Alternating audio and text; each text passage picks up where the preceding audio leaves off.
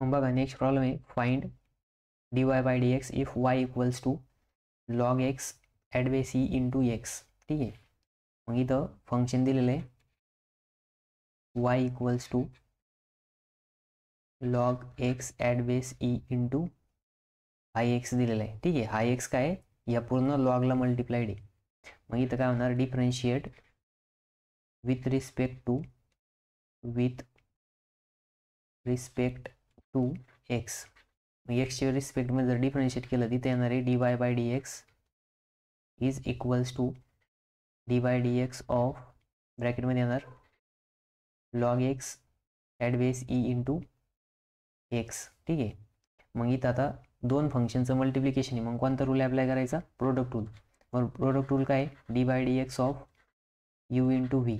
मग याचं काय होणार, यू तसाच व्हीचा डेरिव्हेटिव्ह प्लस व्ही तसाच यूचा डेरिव्हेटिव्ह. ठीक आहे.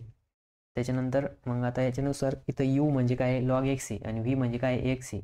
मग इथं काय येणार, d Y by D x is equals to u into, आता यू काय इथं log x at base E into d by D x of v. D by D x of v म्हणजे काय इथं एक्स आहे प्लस आता x तसाच व्हीचा डेरिव्हेटिव्ह, एक्सचा डेरिव्हेटिव्ह, सॉरी यूचा डेरिव्हेटिव्ह, यू काय इथं log of x at base e. ठीक आहे.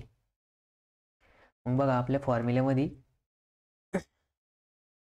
बघा इथं लॉग एक्सचा डेरिव्हेटिव्ह काय येतो with respect to x at base e वरती 1/x येतं, आणि d by D x of x काय येतं 1 येतं. काय येतं 1. हे स्टँडर्ड फॉर्म्युला आहे. ठीक आहे. मग या फॉर्म्युल्यानुसार इथं काय होईल, d Y by D x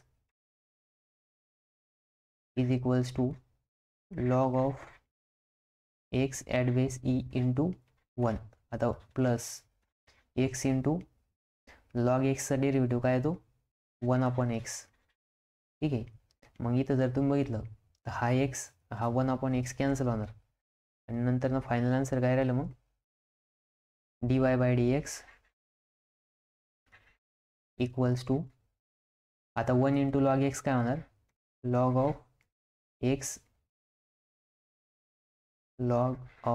x at base E plus 1.